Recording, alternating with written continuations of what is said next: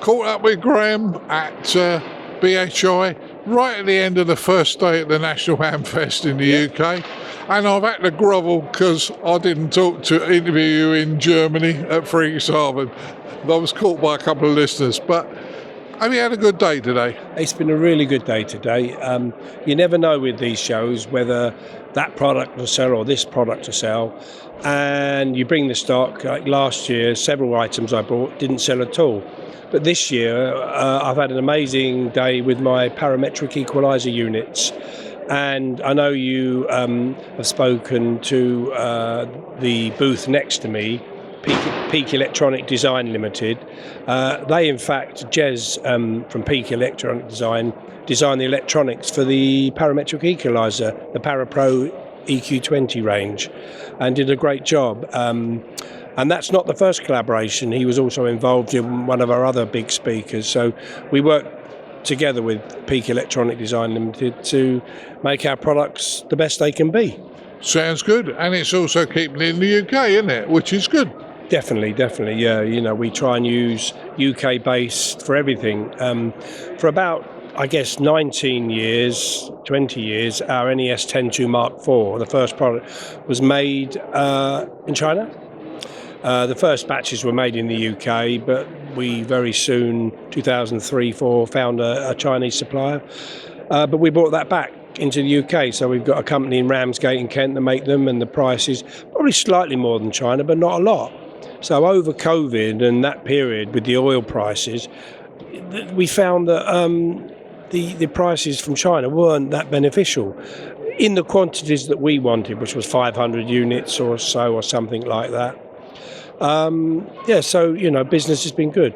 Yeah. Well, as I've said many times to you, I have a couple of your little speakers. Absolutely great. You know, I've said to you, and you've looked at me and gone, Martin, that shouldn't say that. But I think they're marriage savers because you don't have to sit there all the time. You know, it's nice, clean audio. So I like them. And it's nice that you're doing this sort of stuff. And you seem to have got the market on this, but I know you've been gone into some other markets recently, haven't you? Well, it's something that's bubbled away from 2008 onwards, where we got involved with making a noise cancelling intercom for a big American company called Accuray. They make medical equipment for cancer treatment. And one of the prerequisites in the UK is that you must have audio that the nurses and the staff can hear. But of course, the machines are so noisy. It just so happened that one of the guys that was the technical engineer at the Cromwell Hospital in London also was an amateur. So he knew of us, and we sort of built and designed a noise cancelling intercom in quite a quick time. And then it's representing quite a big chunk of our turnover now. And recently, I went down to the Brighton Breast Cancer Clinic, where one of the engineers met me and let me come in and actually see the products that were made in Burgess Hill, 15 miles away, on show at these cancer treatment. And it's been quite good because we've used them as a guinea pig to add extras like gooseneck microphones that no one else has seen. And the nurses have been giving us feedback. We've also done a new design on a microphone that the service engineers don't get involved with, and that they can remove themselves, so that there's no downtime on the machine. So yeah, it's quite a growing market for us. It's commercial. Yeah, and that's a good thing. Now, I mean, I'm still pleased that you're developing amateur stuff, and looking at what you have here today. Yeah, I've seen most, but in fairness, nicely, you've got some good products. And, you know, we talked about AI and people trying to do things in AI. Why would you want to get a massive computer and all the bits and pieces when I can put one of those on top of my radio and it worked better? It's horses for courses. You know, AI is the big thing at the moment, but the reality of it is, for a man on the street, the normal amateur, he just wants a box to connect up to get rid of the hiss and hash. Yeah. And there's been an amazing program on Radio 4 about stress from noise. That's sort of any noise, car noise, but, you know, our noise in amateur radio is stressful.